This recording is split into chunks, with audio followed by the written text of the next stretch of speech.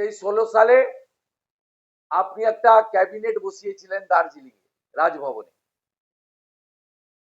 সেদিন আপনি ছুটে পালিয়ে গেছিলেন টাইগার হিলে, সব মন্ত্রীদের ধরে ধরে ভানুভক্ত ভবনের সামনে কি বলানো হচ্ছিল আমরা দেখেছি। আমি আরো দুজন মন্ত্রী আমরা ওখানে গেটে আটকে ছিলাম। সন্ধ্যে 7টার সময় পানি ট্যাঙ্কি থেকে 6 কোম্পানি সিআরপিএফ এসে সমস্ত মন্ত্রীদের উদ্ধার করে সমতলে নামিয়েছিল এবং আপনি পরের দিন সকালে সামনে পিছনে প্যারামিলিটারি ফোর্স দিয়ে আপনি নিজে উদ্ধার হয়ে নিচে নেমেছিলেন। সব সাক্ষী আমি। যে ভাষায় আজকে কেন্দ্রের প্রধানমন্ত্রী স্বরাষ্ট্রমন্ত্রীকে এবং লোকসভাতে পাস হয়ে যাওয়া, রাষ্ট্রপতির সই হয়ে আইন হয়ে যাওয়া একাধিক গুরুত্বপূর্ণ বিলকে আপনি চ্যালেঞ্জ করেছেন, সরাসরি ভারতবর্ষের সংবিধানকে, সংসদীয় ব্যবস্থাকে আক্রমণের নামান্তর। আপনার কাছে গণতন্ত্র শিখতে হবে না। আপনার লোকেরা কি করে আজকে মহেশতলায় গিয়ে আমি এবং আমার সাথী রিপোর্টাররা দেখে এসেছি। হরগোবিন্দ দাস, চন্দন দাসের পরিবার আপনার স্বরূপ উন্মোচিত করে দিয়েছে। অভয়ার বাবা মা আপনি কে কি সব সামনে এনে দিয়েছে। সন্দেশখালীর মহিলারা আপনি কি করেন, আপনার লোকেরা কি করে পাবলিকের সামনে এনে দিয়েছে। মোথাবাড়ি মহেশতলা হিন্দুরা আপনার পুলিশ এবং আপনার চরিত্র উন্মোচিত করে দিয়েছে। আপনি ঘাবড়ে গেছেন, ভয় পেয়েছেন এবং সঠিকভাবে নজরুল মঞ্চে আপনি গান গেয়েছেন, আমার যাওয়ার সময় হলো, দাও বিদায়। আপনি বুঝতে পারছেন মর্নিং শোজ দ্য ডে। আপনি বুঝতে পারছেন আপনি বালির বাঁধ দিয়ে ঠেকাতে পারবেন না। আগামী 20 জুন পশ্চিমবাংলার জনগণকে এবং গোটা পৃথিবীর বাঙালিদের পশ্চিমবঙ্গ দিবস পালনের আবেদন করব। ওই দিন 1947-এর 20 জুন, ওই দিন ডক্টর শ্যামাপ্রসাদ মুখার্জির নেতৃত্বে পশ্চিমবঙ্গ বিধানসভা, যা আগের আইনসভা ছিল, 58 জন হিন্দু আইনসভার সদস্য, তার মধ্যে সম্মানীয় প্রয়াত জ্যোতি বসুও ছিলেন, ভোট দিয়েছিলেন যে আমরা পাকিস্তানে যাব না, ভারতে থাকব। আর 21 জন মুসলিম আইনসভার সদস্য পাকিস্তানে যাওয়ার পক্ষে ভোট দিয়েছিলেন। 58-21 ভোটে এটা অনুমোদিত হয়। এটাই হচ্ছে আসল পশ্চিমবঙ্গ দিবস। আমরা বিজেপি এমএলএরা ডক্টর শ্যামাপ্রসাদ মুখার্জির স্ট্যাচুতে পালন করব এবং আমি বিকালে আসানসোলে পশ্চিমবঙ্গ দিবস পালন কর্মসূচিতে উপস্থিত থাকব। সমগ্র পশ্চিমবঙ্গের বাঙালিদের, যারা ভাষা আলাদা হতে পারে, মনে প্রাণে বাঙালি সংস্কৃতির ধারক বাহক বা সম্পৃক্ত গোটা পৃথিবীতে থাকা বাঙালিদেরকে ডক্টর শ্যামাপ্রসাদ মুখার্জির এই অমূল্য অবদানকে স্মরণ করে পশ্চিমবঙ্গ দিবসের পালন করব, আবেদন করব। এবং 16ই আগস্ট সমস্ত হিন্দুদের the great Calcutta killing day. আসল প্রধানমন্ত্রী অমিত শাহ দিয়ে দিলেই তো পারেন প্রধানমন্ত্রী। এটা কোন ভারতীয় বলতে পারে?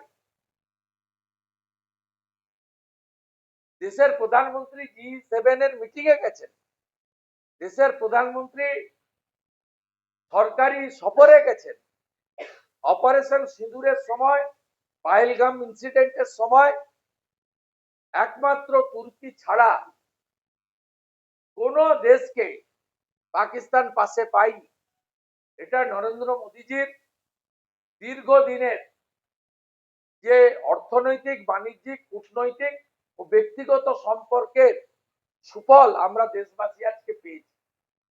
আজকে ইসরায়েল ইরানের যুদ্ধে প্রায় আড়াআড়ি বিভক্ত হয়ে গেছে বিশ্ব সমাজ।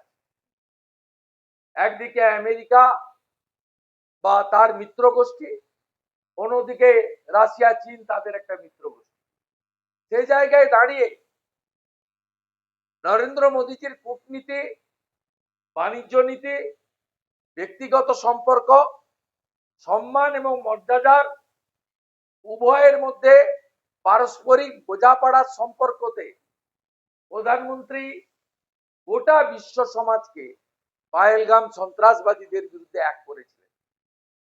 ভাবতে লজ্জা লাগে সেই প্রধানমন্ত্রীর বিদেশ সফর, অমিত শাহজি যেভাবে স্বরাষ্ট্রমন্ত্রী হিসেবে ৩৭০ ধারা বাতিল সহ যে সমস্ত যুগান্তকারী সিদ্ধান্ত নিয়েছেন, উনার পুলিশগুলো তো বেঁচেছে ধুলিয়ানে অমিত শাহজি স্বরাষ্ট্রমন্ত্রী বলে। 1 মিনিটে ডিএম এর আবেদনে 300 বিএসএফ ট্রুপকে বর্ডার এলাকা থেকে হার্ডলি 30 মিনিট লেগেছে পৌঁছে দিয়ে আহত 35 জন পুলিশকে উদ্ধার করা এবং স্কুলে আটকে থাকা ছাত্রছাত্রীদের ধুলিয়ান শামসেরগঞ্জে মুক্ত করার কাজটা বিএসএফ করেছে, যা অমিত শাহজির দপ্তরের অন্তর্গত। বড় বড় কথা 163 ওরা করেছেন। তো আপনারা যারা আমার সাথে গেছেন বা চ্যানেলের প্রতিনিধি ছিলেন, তারা দেখেছেন যে আমার পুরনো বক্তৃতার ক্যাসেট গুলো বাজাচ্ছে ছোট ছোট হাতিতে। ভাইপোর একটা তোলাবাজ পিয়া আছে, ওর নাম আমি বলবো না, বিখ্যাত হয়ে যাবে, চিটিংবাজ একটা। ও এবং ওখানকার যে অ্যাডিশনাল এসপি আছে মিঠুন দে, আর নতুন যে এসডিপিও গেছেন রেজাউল কবির, ওদের কিছু করার নেই, চাকর বাকর। তা কিভাবে অসভ্যতা আমি প্রথম থেকে করেছি। মূল উদ্দেশ্য ছিল যাতে ভিকটিমরা না বেরোয়, একটা বিশৃঙ্খলা হয়, যেখানে তুলসী মঞ্চ বিধর্মী তুলে ফেলেছে সেই জায়গাটা আমি স্পর্শ করতে না পারি এবং শিবালয় মন্দিরে গিয়ে দর্শন করতে না পারি। বেশ কিছু ম্যাটাডোর গাড়িতে, ছোট হাতি বলে ওকে, সেখানে কার্টুন এঁকেছেন এবং তোলাবাজ ভাইপো, কয়লা ভাইপো, তার বহু ছবি লাগানো হয়েছে। ভালোই হলো, চুরির মাল কিছু বেরিয়ে গেল। আমার খুব মজা লাগছিল যে আমি তৃণমূলে থাকার সময় যে বক্তৃতাগুলো করেছি, সেই বক্তৃতাগুলোকে এদেরকে 5 বছর আমি বিজেপি করছি, এখনো বাজাতে হচ্ছে।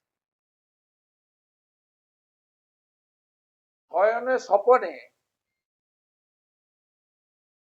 সবসময় বিরোধী দলনেতার কথা ওদের ভাবতে হচ্ছে, বলতে হচ্ছে, বক্তৃতাগুলো শোনাতে হচ্ছে। আমি খুব এনজয় করছিলাম। যদিও ভাইপো তখন জন্মেছে কিনা জানি না, বা নাবালক ছিল হয়তো। 98 সালে যখন ওর পিসি ফাউ ফাউ করে রাস্তায় ঘুরছিল, তখন ভারতরত্ন অটল বিহারী বাজপেয়ী এই অসহায় মহিলাকে রাজনৈতিক আশ্রয় দিয়েছিল।